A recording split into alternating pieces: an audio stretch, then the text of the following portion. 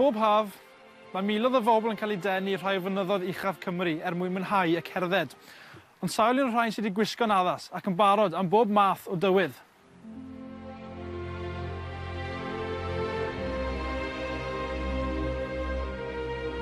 Yn aml iawn, mae pobl yn mynd allan i gerdded heb esgidiau neu'r dillad cywir. A pan mae rhywbeth yn mynd o le, y tîm achub mynydd fydd yn cael yr alwad. A pob blwyddyn, mae'n treulio tipyn o'i amser personol yn achub pobl o'r mynydd. Fel arfer, ni'n mynd lan i bron y bod 100, ond ni byth wedi cael mor gymaint o call-outs na ni wedi cael y blwyddyn hyn to. Ond ydych chi'n credu achos y niferoedd neu achos diffyg paratoi a diffyg parch os chi'n lygo i'r mynydd a'r tywydd? Mae pob un o'r call-outs ni'n cael yn digwydd am gwahanol resymau, ond ni'n gallu gweud os mae pobl wedi paratoi yn dda i dod mas, os mae rhywbeth yn digwydd, maen nhw gallu bod mwy cynnes pan maen nhw aros am ni tro lan i gweld beth sydd wedi mynd lan.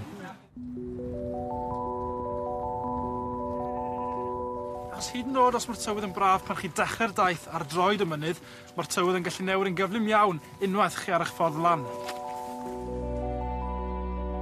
Gyda 60 mlynedd o brofiad, mae cerddwyr brwd fel Arwel Michael yn gyfarwydd iawn gyda'r newid yn y tywydd, a'r canlyniadau ddaw yn sgil y newidiadau sydyn hyn. Ydw, wedi cael sawl profiad dros y 60 mlynedd o cerdded y fynyddoedd. Un dyn yn cwmpo i ffwrdd o'r mynydd yn y fe, a bu e farw ar ôl ni, cyfaill agos wedyn ni, yn cwmpo i farw pan oedd yn cerdded gyda ni. Munud wedyn ni dod ar draws i'r mynydd wedi nafu yn aruthrol a gorfod cael awyren hofran mewn i cael ei ffwrdd o'r mynydd. Nos yn dod mlaen fel ni. Mae pethau chi'n gallu digwydd mor sydyn ar y mynydd. Fel ni'n gweud, mae'r tywydd yn newid, mae'r niwl yn dod lawr. Dyw e ddim byd i'r niwl i ddod lawr yma, a dim ond beth 8 cam i chi gallu gweld.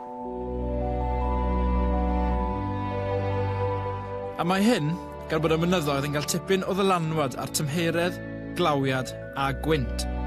Achos unwaith mae'r aer yn cael ei chwythu ar draws y mynyddoedd, mae'n cael ei arfodi i godi, oeri a chyddwyso mewn i gymylau. Proses sy'n cael ei enwi'n godi orograffig. A dyma sy'n arwain at law.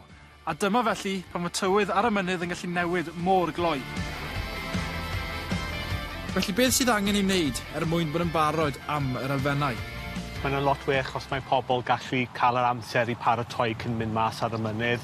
A'r pethau fel mae nhw gallu dod gyda nhw yw cot o trousers sy'n cadw nhw mas o'r glaw, hat a gloves. Peth arall fi'n gweud i pobl i mynd lan gyda yw'r ddŵr neu fflasgau o te a bwyd.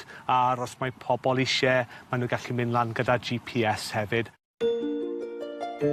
Drwy defnyddio camera infrared arbennig i weld tymheredd y corff, gallwn nhw weld trwy tynnu'r cot yn gyntaf, wedyn y siwmper, fel mae'r lliwiau coch yn troi'n wyn a llwyd pan dim ond mewn crys tŷ.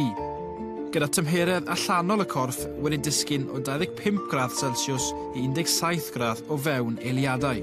Unwaith mae'r core temperature ti yn mynd o dan 35 gradd Celsius, maen nhw yn dechrau yn dod yn hypothermic, a unwaith mae hwnna'n digwydd, maen nhw gallu gwneud mistakes mas ar y mynydd, mynd ar goch, a mae'r peth peryglus iawn. Mae'n hawdd gweld felly fa mor gyflym y person yn gallu mynd i drafferth ar dop y mynydd. Ac os ni'n lan fan hyn ar top pen y fan heddiw yn crys tŷ yn unig, wel fe ddim yn brofiad pleserus iawn. Tro nesaf byddwch chi mewn wac i'r mynyddoedd.